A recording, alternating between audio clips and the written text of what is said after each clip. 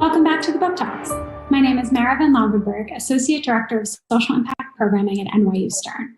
And up next is our book panel exploring issues in data, privacy, and big tech, featuring Ari Waldman, author of Industry Unbound, The Inside Story of Privacy, Data, and Corporate Power, and Viktor Mayer-Schönberger and Thomas Ramge, co-authors of Access Rules, Freeing Data from Big Tech for a Better World. Ari Waldman is a leading authority on law, technology, and society, and a professor of law and computer science at Northeastern University. Viktor Mayer-Schönberger is professor of internet governance and regulation at Oxford, and his research focuses on the role of information in a networked economy. And Thomas Ramge is the author of more than a dozen nonfiction books, including Who's Afraid of AI and Reinventing Capitalism in the Age of Big Data, co-authored with Viktor Mayer-Schönberger. Our panel today will be moderated by Beth Noveck, a professor at Northeastern University, where she directs the Burns Family Center for Social Change and Innovation and its partner project, the GovLab. Over to you, Beth. I'm so delighted to be here. Thank you so much to the Public Interest Technology University Network and to NYU for organizing this. I'm thrilled to be here, joined from around the world by three authors. Joining us from Boston, Ari Waldman, talking about Industry Unbound, the inside story of privacy, data, and corporate power. And then below him, we have joining us from the Alpine Mountains, Viktor Mayer-Schönberger, co-author of Access Rules, Freeing Data from Big Tech for a Better Future, and his co-author, Thomas Ramge, joining us from Berlin, also his partner in crime in authoring Access Rules. We have two very different books here today, but both focusing on the relationship between corporate technology powers, information, and data. And I'm really excited to get into this discussion because I think you have very, very different takes, but both about the responsibility of corporations with regard to the information they collect about us. And as we'll hear today, that's an increasing amount of information that's extraordinarily important both to safeguard and also to share. So I'm excited to get into it, and to get started, I think we want to have each set of authors give us a little bit of an introduction to your book. So I'm going to turn it over to you, Ari, to just give us a little précis, especially for students listening who are part of the Public Interest Technology Network. If you could give us a little intro to the book and why you wrote it. Sure, Beth. Thank you so much for coordinating this and for having me on this panel. Industry Unbound is based on about 3.5 years of field research where I was embedded inside several technology companies, interviewed current and former employees of big, medium, and small tech, as well as reviewed confidential documents and other forms of field work. And the goal was to identify how companies do privacy on the inside, pull back the curtain and see what's really going on outside of the rhetoric of, we have these amazing privacy programs and we care about your privacy, as all these companies say every time they send you an email. And the result of this research is that companies aren't just checkboxing privacy or turning compliance into just forms that they put in that they just fill out without thinking. Companies actually use their organizational structures to co-opt law as well as the people that they hire to serve their goal of data extraction. So even when policymakers pass laws that may be robust, or even when they hire people who consider themselves privacy advocates, they once they're inside and once the law is implemented inside, there's this kind of false consciousness where people don't even realize that the work that they're doing is actually anti-privacy instead of protecting it.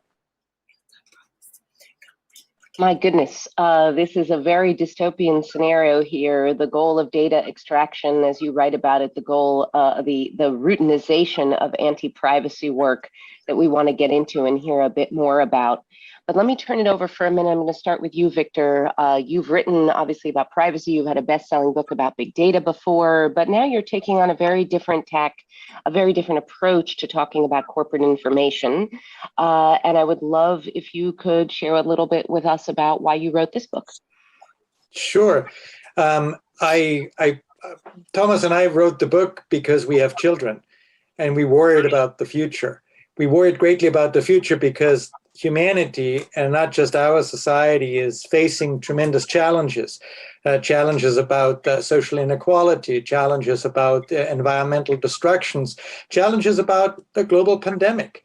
And if we are able to rise up to the challenges that we are facing and come up with good solutions to them, we need to be innovative. But in order to be innovative, you don't just need to have a good idea, you also need to be able to take the idea and put it into practice. And unfortunately, or fortunately, in our age, that requires not just an idea, but a lot of data, training data to use for AI and machine learning to take an idea that is data-driven and move it into practice, transform it into something that really has an impact.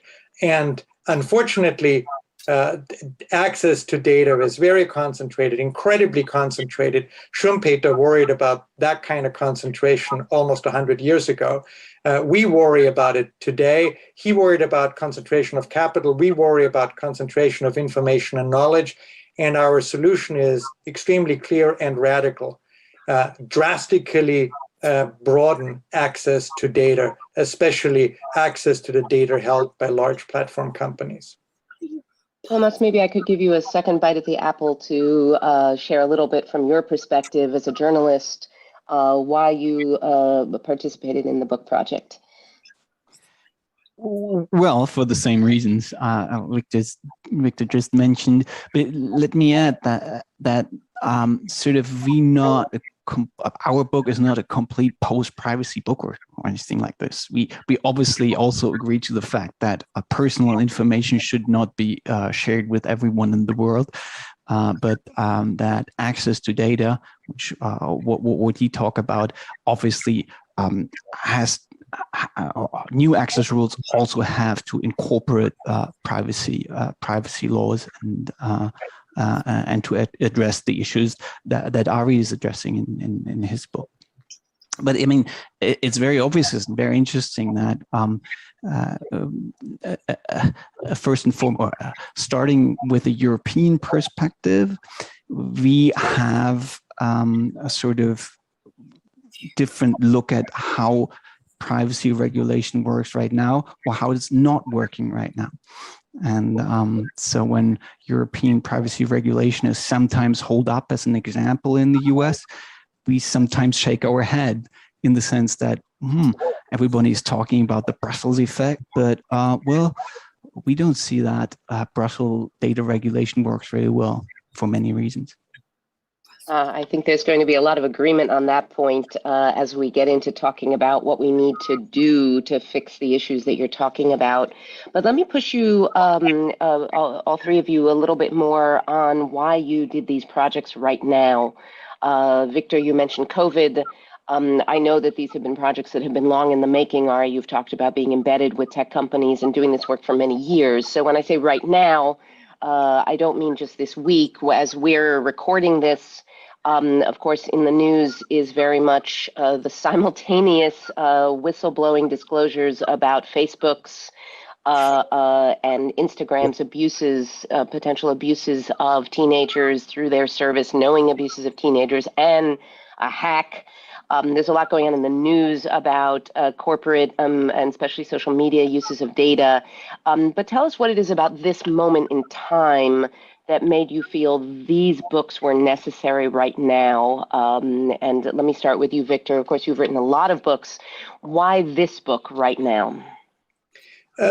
Because we are facing important decisions now, not just decisions about how to meet the challenges that I mapped out, but decisions about how to structure our institutions, how to structure our society so that, in fact, the data dividend or the digital dividend is more evenly spread. And if there is anything that we learn from 200 years of European history, apart from that it has been bloody and terrible, is that it also hinges upon our ability to learn from knowledge and to use information that we have about the world to make better decisions and to meet the challenges that we face. And so by broadening access to data, we hope that we all will eventually, as a society and as individuals, be able to make better decisions. And only then will we be able to survive as a species. All right, let me put the same question to you. Why this book right now? I agree with a lot of what Viktor said. In the United States, we're at an inflection point when it comes to privacy law specifically. There are a lot of things, a lot of structural issues in our society that we need to address. But in the last 3 or 4 years, there have been 11 proposals, 10 or 11 proposals, depending upon how you count, introduced in the US Congress for comprehensive privacy legislation, which we don't have in the United States. And in the States, in that same time, there have been around 40 proposals for comprehensive privacy legislation. Unfortunately, I agree, as I was nodding when Thomas was speaking about the failures of the GDPR, the General Data Protection Regulation, so many of them follow the basic model of individual rights to data, like right to access, right to correct, and these procedural compliance requirements, which, as my book shows, not just turns into checkbox compliance, but also empowers companies to do even more with our data unscrupulously. So given that right now, our policymakers are introducing this legislation, right now is the point in which we have to decide. Do we want to continue the mistakes of the past, the mistakes born by kind of neoliberal hegemony that we've been living in over the last 30 years? Or do we want to take a more emancipatory, a more social welfare approach to privacy? And hopefully the ills that I diagnosed or the problems that I saw in over those last 4 years that I talk about in the book will open some policymakers' eyes to thinking about privacy law very differently. I'm curious, though, for all of you, maybe Thomas, let me put this to you, which is, companies have collected information about us in every age. Governments have collected information about us.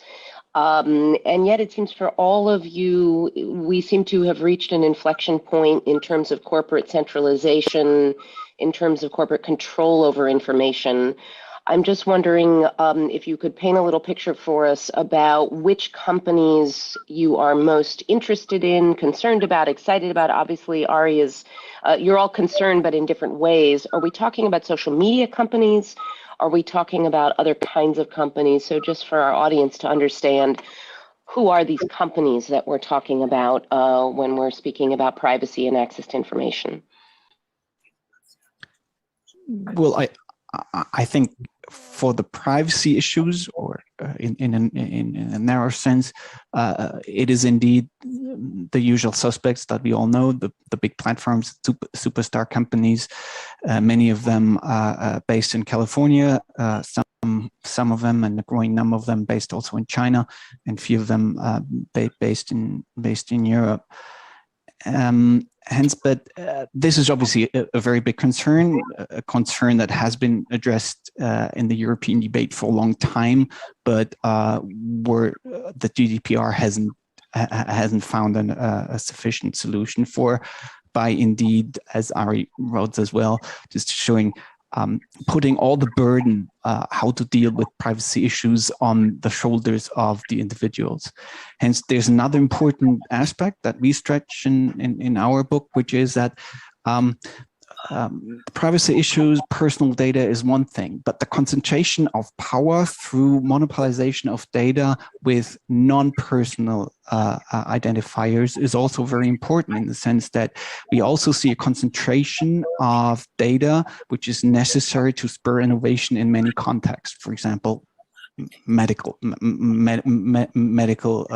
pharmacy in the field of pharmaceutical companies and so forth. So the focus of our book basically says that on top of the privacy issues we have to solve better than in the past, we mainly have to make sure that the most important resource of innovation of our times is accessible to all the people, or to many of the people at least, who are able to push innovation forward in order to solve and address the big topics of our times. And that basically does not only concern the usual suspect superstar firms, but also other areas. I was just going to ask Victor to pick up on what you were saying. I think because this discussion about data sharing and the importance of using data for social good is a relatively new conversation, I'm wondering if you could give us some more illustrations. Thomas mentioned pharmaceuticals, medical data you mentioned before. Could you give us some stories or some examples to really illustrate for us what this power of data is if we only had access to it? Well, we don't even have to look at a fantasy world of what we could achieve. We can also look back and say, what did we achieve with data that has been accessible? When we are driving around in our cars today, when we are using our smartphones, when our airplanes fly from A to B, they all utilize GPS. GPS is freely available, accessible data through a public infrastructure that was paid by the American taxpayers. And by the way, it's not the only system now. There's Galileo and there's GLONASS and others who are basically providing the same free access to data. Or think about the patent system, 200 years old. The United States was one of the first. Beth, you are one of the absolute experts on the US patent system, and its how shall I say, structural fallacies and structural weaknesses. But the fundamental idea from 200 years ago was extremely sound. You get an exclusive right to commercialize your product, but only, and that we forgot very often, only if you make explicit, transparent, and fully disclose how your invention actually works, so that others can take a look at it and then imitate it and also commercialize it once your exclusive right is expired. In other words, the patent system has built into it not just a capitalist commercialization dimension, but actually a deeply social and public interest dimension. And it's this trade-off that was there 200 years ago that we forget about when we enter the data age. We need to kind of have the same trade-off. It's with public open data and government open data, but it's also prevalent with respect to scientific data.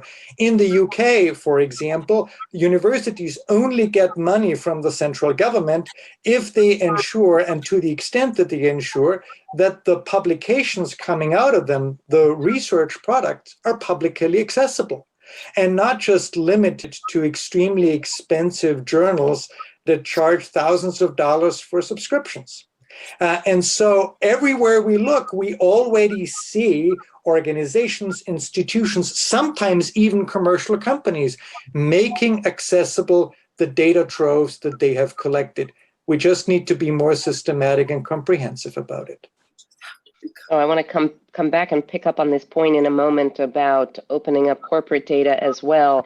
But Ari, let me come back to you for some stories here. Obviously, before we get into talking about opening up and sharing some of this data, it seems to me you are very concerned about how this data gets collected in the first place, what data is getting collected. I'm wondering if you can tell us some of the stories from the front, from your time in the trenches, embedded in the tech companies, of what you're seeing.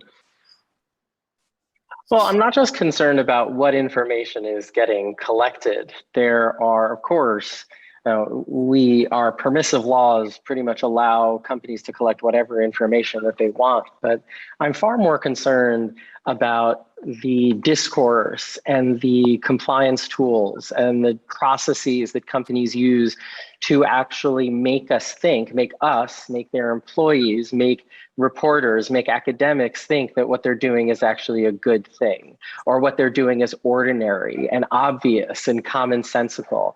And if I may, with respect, I'm listening to these great things that Thomas and Victor are saying, but I heard a lot of these arguments deployed by companies as well. So, for example, when I'm sitting across from a general counsel at a mid-size at a mid-size tech company who's the named author on a brief that says once someone shares something or uses our platform, they have no privacy rights whatsoever, which directly contradicts what they say in the market and what they say in their privacy policy, but still authored that brief in a particular case. When I say, well, what about, instead of just doing a privacy impact assessment and considering that privacy law, what about not collecting certain information about someone's sexual orientation or information about someone's criminal past or something like that? What about just not collecting certain information? And they said, well, once you do that, once you start saying that we shouldn't collect information, then what? Do you hate detecting cancer? Do you hate curing finding lost babies? So there's always an argument out there that says we need data because we want to innovate, and it's a very easy jump from saying, Congress, don't restrict us from doing anything. Don't restrict us from taking data because we're innovating. We're creating new products that people want. And if you stop us, if you pass privacy law to stifle us, we're not going to innovate and China is going to win. And that same discourse I see, again, with respect, I see in what Viktor and Thomas are saying, because they're saying, well, we want to innovate for social good and we need data to do that, essentially saying that we can't have restrictions on, essentially implying the same discourse that data is somehow essential for innovation, and that by implication, privacy protections, robust privacy protections, are somehow anathematic or contrary to innovation. So in addition to being concerned, everyone is concerned about the kind of data that these companies create, and not just big companies. Small companies can invade our privacy too. I'm also concerned with the way we talk about data's value and the way we talk about the connection between data and innovation, and implying that privacy is somehow contradictory.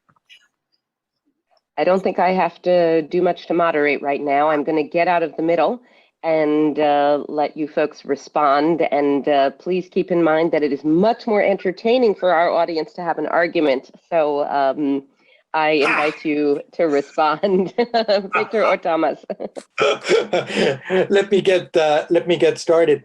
I think we need to attack the big white elephant in the room, and that is most data, and a lot of valuable data, is actually non-personal. A lot of the industry 4.0 sensors, etc., collect enormous amounts of data that isn't personal at all, but is very valuable. A typical engine on an Airbus 380 has sensors. These sensors collect about 4 gigabytes of data, per flight, per engine. That data is incredibly valuable for predictive maintenance and so forth, has no personal dimension to it. We are too much focused on personalized data, and we forget the humongous mountain of non-personal data that is held by very large companies and made totally inaccessible, to the detriment of startups and mid-sized companies throughout the world. The truth is that those very large digital superstars utilize the data that they collect, but many other conventional companies collect a lot of data, don't do anything with it at all. 80% of the data that is being collected right now is not even used once. That is unsustainable, that's irrational, and that is a tremendous waste of resources that we, in this day and age, can no longer sustain. And let me be extremely clear. Privacy and personal and protection of personal information is important. But more important than anything else is that we make rational decisions these days, rather than drinking toxic fluids in order to flush the COVID virus out of our system. We need to base our decisions on rational data and information. Ignorance isn't bliss. And the idea that we could get ourselves out of the shithole that we are in by maintaining our ignorance and mandating ignorance is just anathema to anything that made our society progress.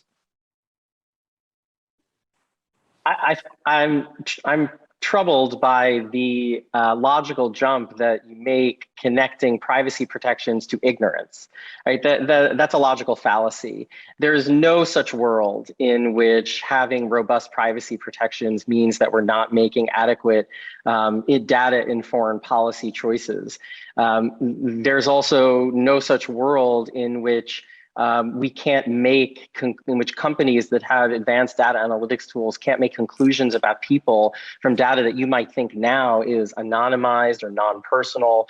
There have been tons of articles and studies written by not just by lawyers, people like Paul Ohm, but also by machine learning experts and others who can show, all you need is just a few data points from someone's experience online or from a data broker to be able to identify individuals. In addition, even if we're not talking about information that can be identified by individuals, the problems of informational capitalism are social. We are conscripted into the manipulation and subordination of other people through the mere use of our computers, right? The moment we opened our computers to participate in this Zoom webinar, that moment contributed to data collection that leads to, or that participates or conscripts us into a system of subordination of other people, particularly ones that are, particularly subordination that's borne by some people in society with less privilege than others. So not only do I have an issue with the way you're making your argument, which is what I was saying before. It's not that I'm opposed to the greater access to information in order to make policy choices, but you frame it in such a way as to suggest that the alternative is ignorance. But the alternative is not ignorance. The alternative is an informational economy that is governed by social welfare, or that is limited by robust public governance that says there are certain pieces of information that are absolutely not relevant, or that you should not have access to, or that anyone should not have access to, right? So starting at the point of discourse is important for us to push back against the kind of companies or against the kind of corporate power that you want to limit as well. So by taking on this idea, by adopting the discourse that somehow data, more data good, less data bad, is precisely what Mark Zuckerberg, what Sundar Pichai, what every executive sitting before Congress has said. And from that discourse flows certain types of laws, certain types of behavior, right? So I'm not suggesting that your argument that your goal is bad, right? More access to data that can save our lives is really good. But the way you're getting there is actually, just like I talk about in the book, part of this false consciousness about where we are, what we're doing, how we're thinking about privacy. Thomas, at the risk of having it be 2 against 1, Thomas, let's bring you into this conversation. I try to build the bridges. I mean, I know you want to have a big fist fight here rhetorically, but no. I think I think the two of you are taking it a little bit to the extreme that obviously we're not arguing in our book that everyone should have access to all kind of data, especially not those with important and sensitive personal identifiers. Of course not. That is not the point. The other way around, you sort of singing the good old song of data sparsity, which we know very well in Europe, won't lead very far as well. I mean, we have to differentiate. Are we talking about, yes, data, does Facebook has to know about your personal orientation, is allowed to collect it? I have my doubts, just as you have. On the other hand, we all know that medical data all over the world is not well collected, that especially in Europe, privacy protection is often a hindrance for to share very valuable data to people who could help to find finally a cure against Alzheimer, but they don't have the access. And to deny both, to say that we don't have a privacy issue with social media companies, of course we have. And I dislike their behavior, the tone, the way they trick us into their systems as much as you do. on the other hand, obviously, we need more data in order to solve the big challenges of the world right now, for more access to data, to valuable data, and should not sort of try to build walls around medical data just by privacy advocates, especially in Europe, who sort of live that idea like an ideology, or even like The Economist was once put it, like a religion.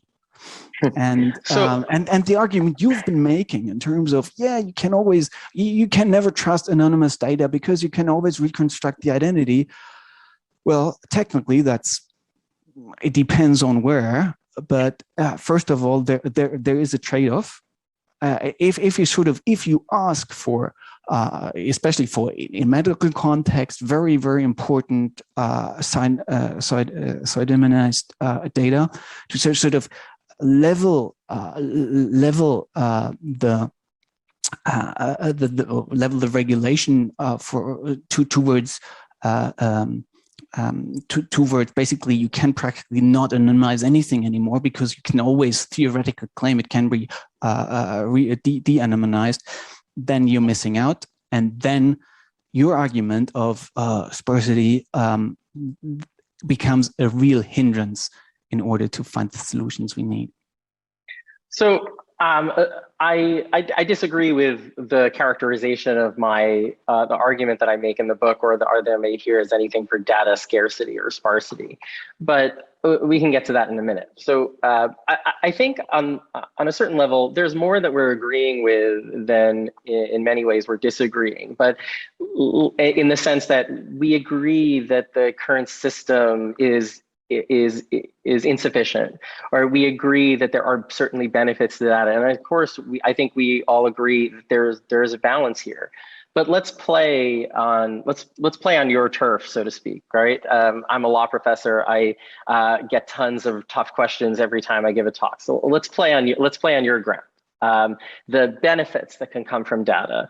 Let's say we open up data to help us cure cancer, and we have all this great access to data. Well, what's next, right? That data is biased. That data and this isn't my work, this is the work of people like Sophia Noble, Alondra Nelson, others.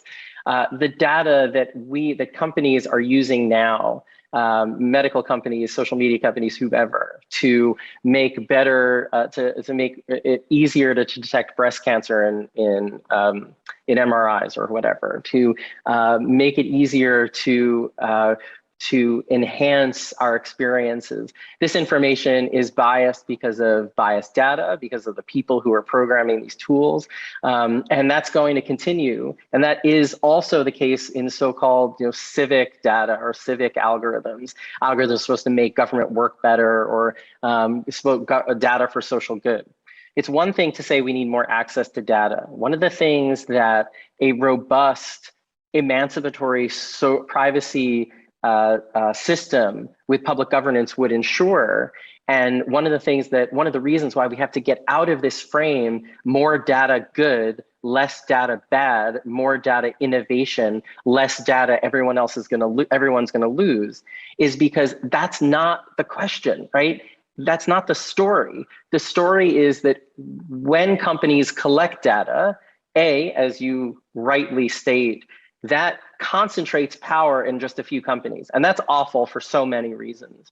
But when companies also collect data, they're using it in biased ways. They're using it in biased tools, such that there are always going to be people who are not going to benefit from those tools that are created to detect cancer. You want to try to detect cancer in Black women as opposed to white women, Black women are going to get left out. You want to use it for medical benefits, you want to use it for other medical benefits, queer people are going to be left out because of institutional problems within the systems.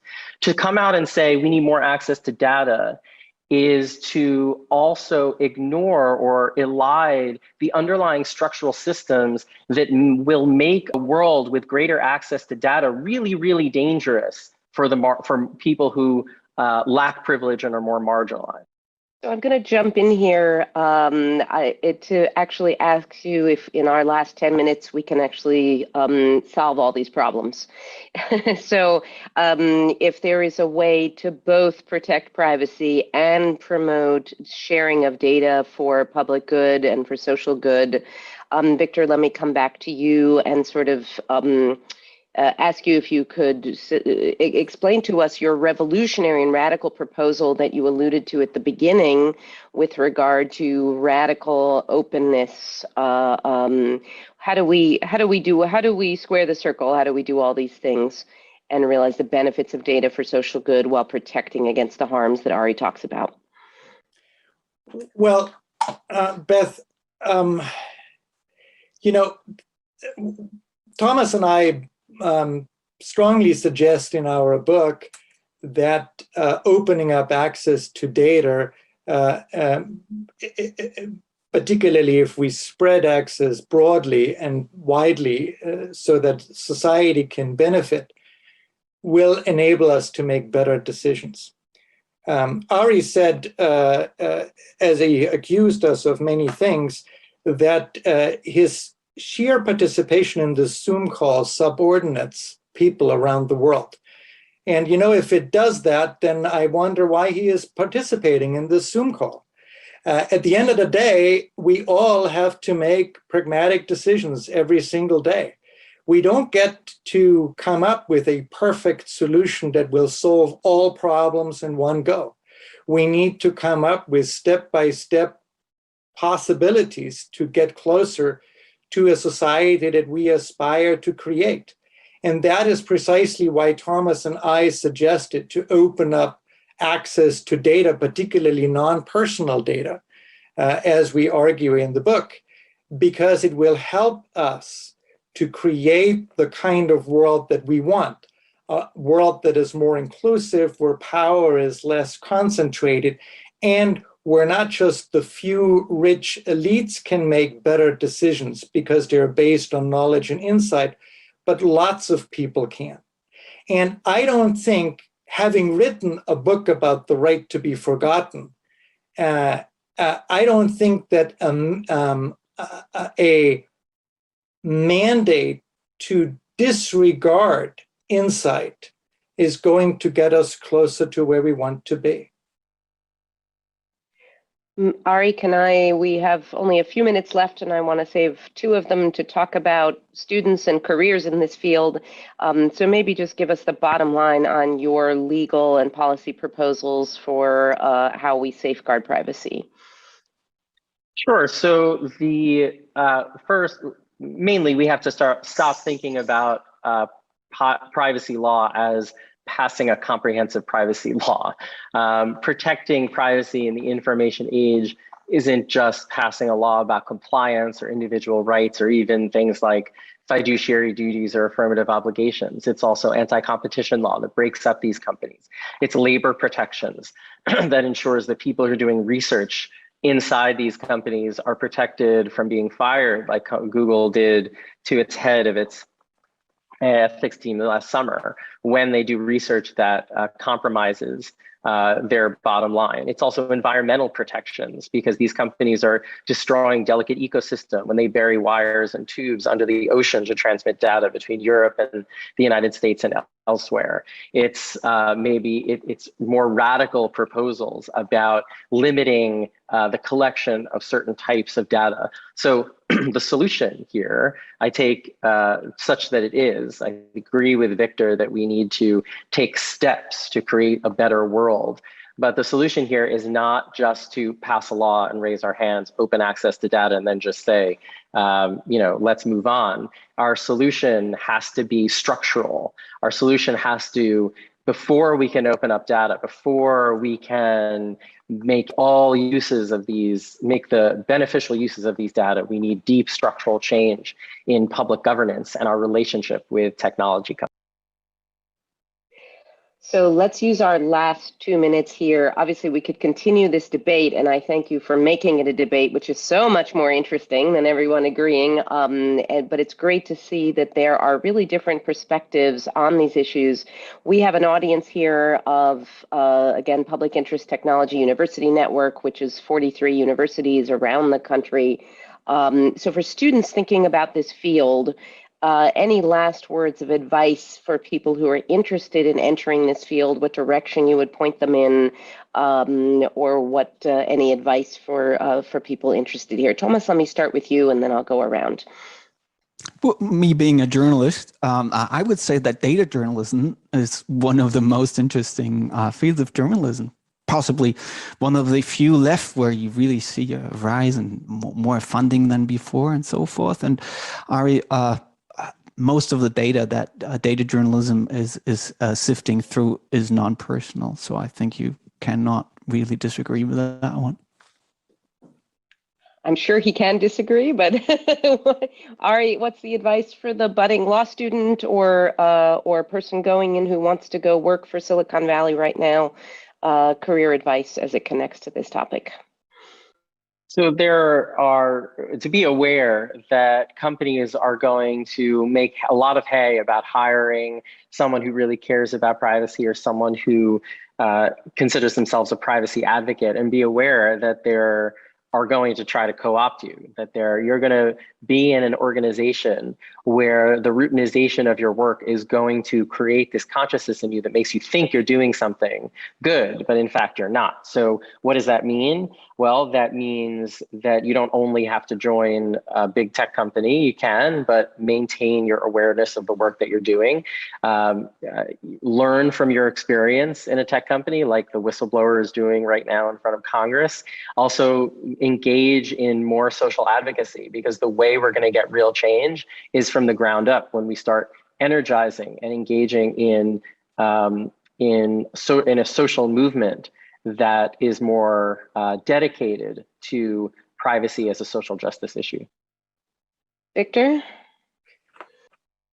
To me, the most important advice is don't believe in absolutes. Even though we have robustly defended our positions, what is most important here is to understand that that there are different viewpoints, and that the world isn't black or white, but the world is full of color. To explore that and to understand how full of color it is what life is all about.